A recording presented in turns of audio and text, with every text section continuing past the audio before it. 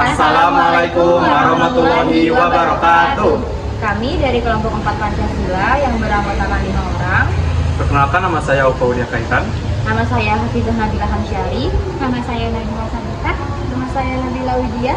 Dan satu anggota kami yang bernama Himi Muhammad sebagai juru kamera. Kami di sini dalam video ini akan memenuhi tugas akhir mata kuliah Pancasila, yaitu mewawancarai dengan narasumber kami yang bernama Harman Irawan. Assalamualaikum Bapak, saya Nabila ingin mewawancarai terkait tugas wawancara. Sebelumnya atas nama siapa Bapak saya? Harman Irawan. Selanjutnya alamatnya di mana? Di Jalan Merapi 6 nomor 73 Depok Timur. Lalu jabatan Bapak itu apa? Di keuangan, tapi lebih tepatnya untuk sistem keuangannya, IT-nya gitu. Lalu selanjutnya pengalaman bekerjanya sudah berapa tahun? Sudah 12 tahun. Lalu untuk bekerja sebagai apa dan di bagian apanya? Nah ya, tadi di keuangan tapi lebih ke sistem informatikanya. Lalu awal karirnya itu bagaimana? Waktu ke awal kali pertama masuk di memang bagian di keuangan, kemudian terus perusahaannya melakukan transformasi bidang pencatatan, memakai sistem IT, ERP namanya SAP gitu. Lalu sebelumnya apakah Bapak sudah pernah bekerja, lalu di mana?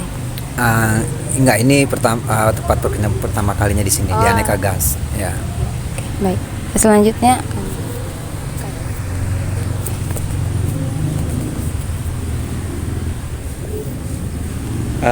Menurut pengetahuan Bapak, apa yang dimaksud dengan Pancasialis?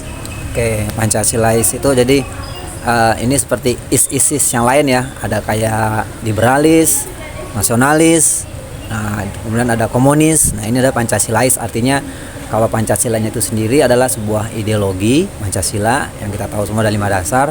Kemudian isnya ini menunjukkan orangnya. Jadi orang yang menjadikan Pancasila itu sebagai ideologi bagi dirinya, baik berbangsa, bernegara, dan bermasyarakat, seperti itu. Oke. Untuk pertanyaan lainnya, bagaimana tanggapan Bapak mengenai kasus korupsi yang sering terjadi di Indonesia?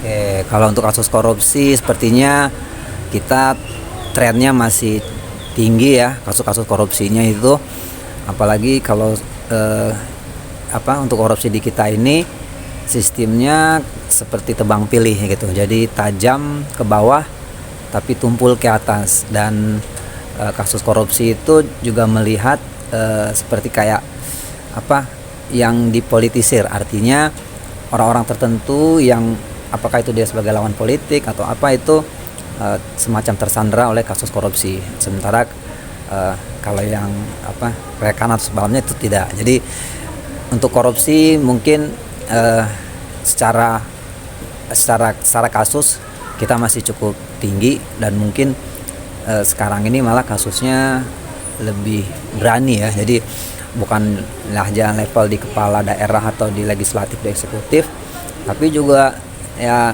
di anggota legislatifnya juga cukup banyak, di anggota kepala daerahnya itu sudah sampai ke wali kota, sudah ada yang ketangkep juga gitu. Jadi masih cukup marak lah gitu. Terlebih sekarang KPK juga sudah mulai dilemahkan dengan undang-undang yang terbarunya gitu. Mengenai ilmu pengetahuan dan teknologi dan Pancasila, jadi kan kalau ilmu pengetahuan dan teknologi sudah menjadi bagian dalam diri masyarakat. Karena teknologi zaman sekarang dapat memudahkan semua aktivitas orang banyak. Contohnya itu seperti bekerja, belajar, dan lain sebagainya. Pancasila juga merupakan dasar negara Indonesia yang harus dipatuhi oleh seluruh masyarakat Indonesia. Semua sila yang ada di dalamnya perlu dipahami untuk menjadi suatu pedoman hidup bagi masyarakat Indonesia. Dengan adanya Pancasila sebagai dasar negara dan adanya IPTEK untuk memudahkan aktivitas masyarakat dengan menggunakan teknologi, menurut Bapak, apakah Pancasila bisa menjadi dasar nilai pengembangan suatu ilmu? Ya, betul ya. Jadi seperti tadi yang disebutkan di awal mengenai Pancasilais itu, Pancasila sebagai sebuah ideologi, kemudian otomatis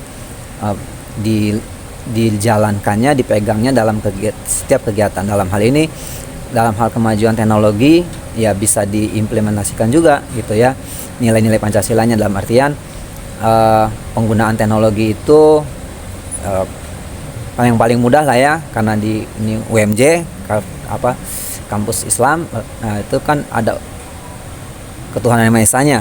Nah, artinya setiap penggunaan ilmu dan teknologi itu tidak lepas dari pengawasan bahwa yang kita gunakan ini juga dilihat oleh yang Maha Kuasa. Jadi gitu. Jadi jelas dalam penggunaan iptek itu, karena ilmu teknologi ini seperti pisau mata dua. Jadi dia itu bisa jadi baik, bisa jadi buruk, tergantung siapa yang megang pisaunya.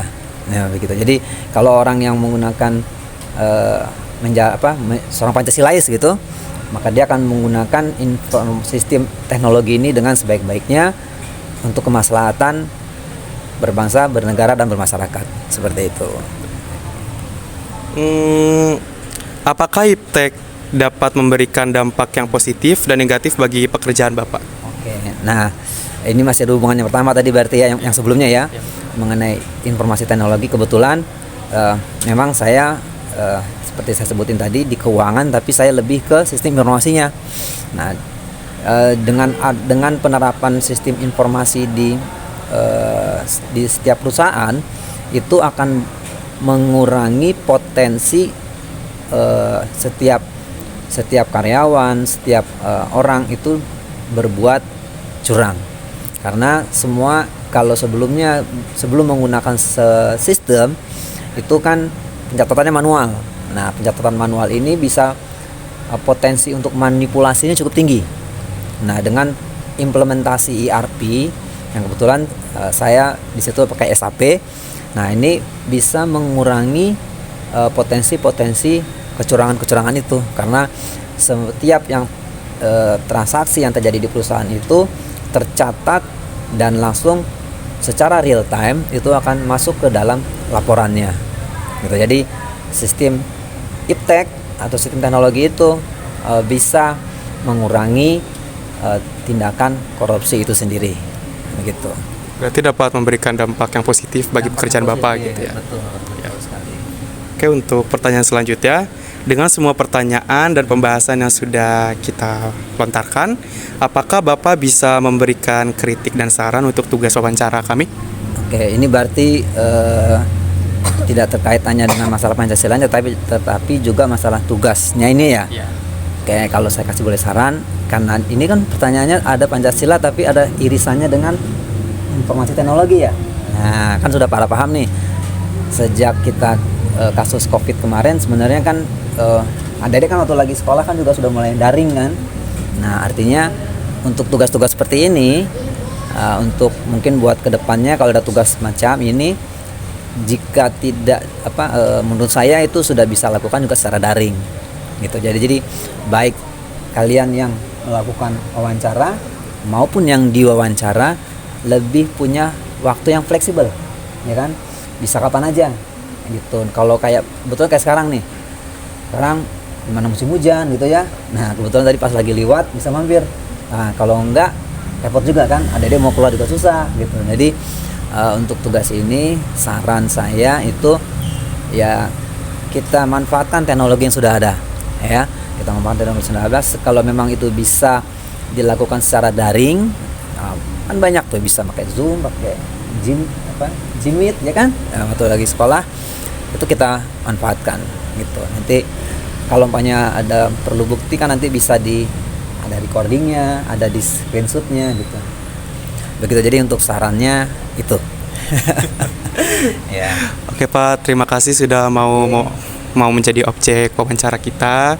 Semoga bagi yang menonton video ini kita dapat diberikan manfaat gitu ya, untuk mengetahui sesuatu tentang Pancasialis, terus juga hubungan ilmu pengetahuan dan teknologi, dan juga ada kaitannya dengan pekerjaan sebagai keuangan gitu ya punya. Iya.